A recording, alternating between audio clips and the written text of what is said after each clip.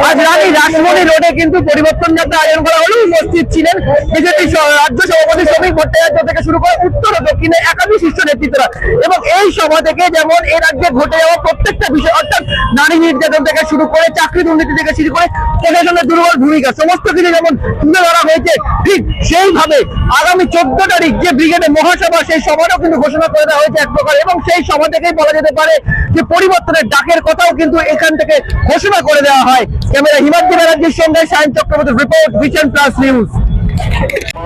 সমস্ত উস্কানি হয়েছে ওয়াকফকে নিয়ে, সিএএ কে নিয়ে, এসআইআর কে নিয়ে। ওনার নামটা হওয়া উচিত ছিল মমতা ব্যানার্জি নয়, মানিনা ব্যানার্জি। কিছুই উনি মানেন না, হাইকোর্ট মানেন না, সুপ্রিম কোর্ট মানেন না, পার্লামেন্ট মানেন না, সংবিধান। তাকে সবাইকে মানতে হবে। তার তেজ আর জেদ রাখতে গিয়ে আর ঝগড়ার জন্য শুধুমাত্র ভারতবর্ষে বহু সরকার রয়েছে, যে সরকার বিজেপির নয়, বিজেপির বিরোধী দলের সরকার রাজ্যে রাজ্যে রয়েছে। গিয়ে দেখুন, জানতো আপনারা, ঘুরে আসেন। বাঙালি তো বেড়াতে ভালোবাসে খুব। সেই সমস্ত জায়গায় উন্নয়ন হয়েছে, আমাদের বাংলায় হয়নি কেন? তার তেজের জন্যে, তার জেদের জন্যে আর ঝগড়ার জন্যে বাংলা সাফার করছে। আর এই বাংলা অর্ধ শতাব্দী ধরে বঞ্চিত। 34 আর 15, 49 বছর, প্রায় অর্ধ শতাব্দী। আগেরটা ছিল সরকার ছিল রাজনৈতিক কারণে, আর ব্যক্তিগত জেদ এবং ঝগড়ার জন্য আমার বাংলা সাফার করছে। আর বলা যাবে what Bengal things today, India things tomorrow. এখন তো দেখি তৃণমূলের সব যারা স্পোক্স পারসন কিছু বললেই তারা দিল্লি, ইউপি, বিহার ইত্যাদি। আরে উড়িষ্যার পেছনে চলে গেছি। তাহলে বলো যে what Bihar things today, UP things today, Bengal things tomorrow. আজকে সেই জায়গায় এনে দাঁড় করিয়েছে মমতা ব্যানার্জি বাংলাকে। সেই বাংলার হৃত গৌরবকে ফিরিয়ে আনতে হবে, পরম্পরাকে ফিরিয়ে আনতে হবে, ঐতিহ্যকে ফিরিয়ে আনতে হবে। আপনি শিক্ষাকে, আচ্ছা মমতা ব্যানার্জি উনি বলেই পারেন, এই যে বড় বড় কথা ভাষণ দেন, লজ্জা করে না? তার ক্যাবিনেটের মন্ত্রীরা জেল খাটে। শিক্ষায় দুর্নীতি এবং নিয়োগ দুর্নীতি সিপিও দেখেনি। কংগ্রেসের সময়ও ছিল না 72 থেকে 77, আর 34 বছরেও ছিল না সিপিএম তথা বামফ্রন্টের আমলে। এরা মানুষের ফোন ধরতে ভয় পায়, ফোন ধরে না, কথা বলে না। যদিও কেউ বলে ফেস টাইমে আসুন। কেন? পুলিশের সঙ্গে কথা বলতে ফেস টাইমে যাবে কেন? চুরি চুরি যারা করে, স্মাগলিং যারা করে, যারা বিরাট যারা করে, তারা ফেস টাইমে পুলিশের সঙ্গে কথা বলবে। কিন্তু যারা অসহায় অবস্থা, ভয়ঙ্কর পরিস্থিতি, আরো ভয়ঙ্কর পরিস্থিতি হতে পারে, কোন ঘটনা ঘটে যেতে পারে, পুলিশকে কোনো ইনফরমেশন দিতে চায়, আপনি যদি তৃণমূল না করেন, বিজেপি না, অন্য কোন রাজনৈতিক বা বিরোধী দল হন, পুলিশ আপনার টেলিফোন ধরবে না, মোবাইল ধরবে না, কোনো ঘরে তার ছবি, তার প্রতিকৃতি শোভাবর্ধন করবে না। তার কারণ প্রতিটি আপনার মা বোনের অত্যাচারের ঘটনাকে আপনি ছোট ঘটনা বলে কাটিয়েছেন।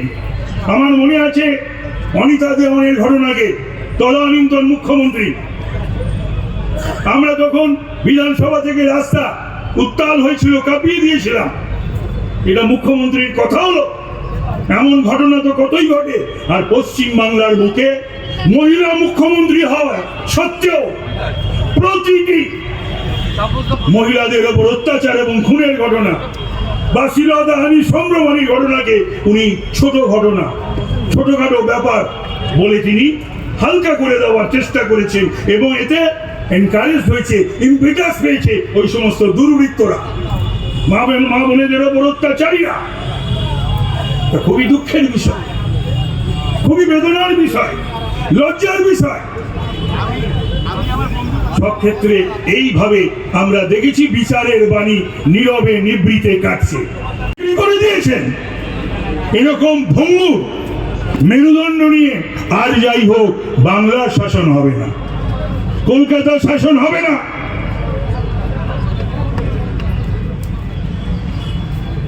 আমার মেয়ে, আমার বোন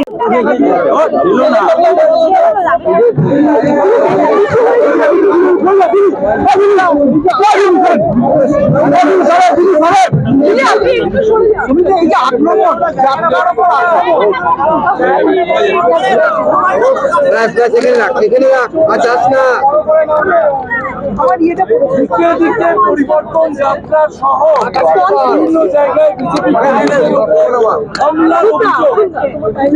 হামলার অভিযোগ নয়, হামলা দৃশ্যমানতার। আপনারা এই টিভিতে দেখাচ্ছেন যাত্রার বিভিন্ন গাড়ির ছবি দেখা যাচ্ছে। দিকে দিকে তৃণমূল আক্রমণ করে যাওয়ার সময় উত্তেজিত হয়ে যায়, যাবার বেলায় ভুল ত্রুটি করছে, কি করা যায়? যেভাবে 30 জন কেন্দ্রীয়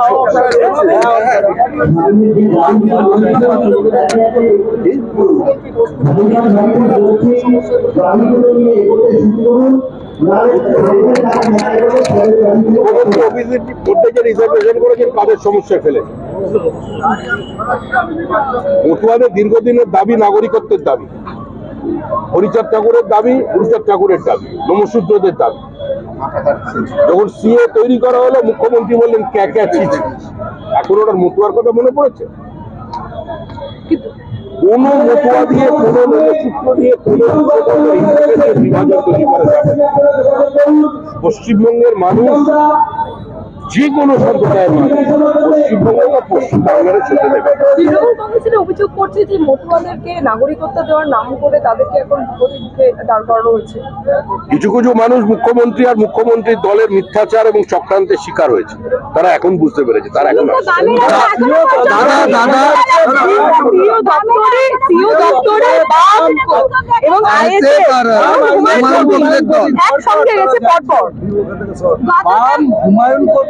কলকাতা শহরের মানুষ যদি চায় যে বাংলাদেশি ধর্মান্ধ মৌলবাদীরা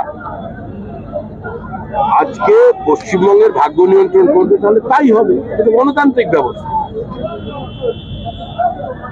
আজকে জ্যোতি বসুর সিপিআইএম যদি মোহাম্মদ সেলিমের হাতে এসে, অনিল বিশ্বাসের সিপিআইএম মোহাম্মদ সেলিমের হাতে এসে কমিউনিস্ট পার্টি অফ ইন্ডিয়া মৌলবাদী হয়ে যায়, বাবরিবাদী হয়ে যায়, হুমায়ুনপন্থী হয়ে যায়, সিপিএম এর কর্মীরা ছিল।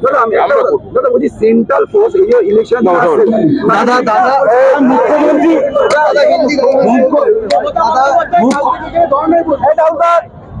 কখনো সুপ্রিম কোর্টে যাচ্ছেন, কখনো রাস্তায় বসে ধর্ণা দিচ্ছেন। মমতা বন্দ্যোপাধ্যায় যদি ধর্ণা দেন আমি কি করতে পারি? পলিটিক্যাল জিনিস না, না, সেটা আমরা বলতে যাবো কারণ রাজ্যের মুখ্যমন্ত্রীর একটা সম্মান আছে। উনি যা করুন, ছবি আঁকুন, মিছিল করুন, মিটিং করুন, কালো কোট পরে দিন, ধর্ণা দিন, তারপরেও যতদিন আছেন আমাদের রাজ্যের মুখ্যমন্ত্রী ধর্ণা দিচ্ছেন। ওনার মনে হয়েছে এই সময়টা ভালো ধর্ণা দেওয়ার পক্ষে, वेदर भालो। दादा कोचबिहार के बाद बाराबंकी में आज फिर बीजेपी के परिवर्तन यात्रा के ऊपर हमला, बाइक बीजेपी के ऊपर हमला होगा, ये तो हमारा बीजेपी का जानकारी में है। अब हमला तो सब शुरू हुआ, फिर हमला होगा, इलेक्शन समय आएगा, हमला दोनों तरफ से शुरू होगा। ইলেকশনের সময় যুব সমাজে যে ভাতাটা দিচ্ছে কি কারণে দিচ্ছে? যুব সমাজের জন্য যে ইলেকশনের সময় ভাতাটা দিচ্ছে কেন দিচ্ছে? যুব সমাজে যারা বিএসসি পাস করেছেন ওরা প্রতিদিন 50 টাকা করে মজুরি পাচ্ছে, দেওয়া হয় গুটকা খাওয়ার জন্য। ওনাদের নেতারা যে বলছে গুটকা খাওয়ার জন্য দিচ্ছে, সে আমি জানি। सेंट्रल लीडर्स आ रहे हैं और ऐसे हमले हो रहे हैं।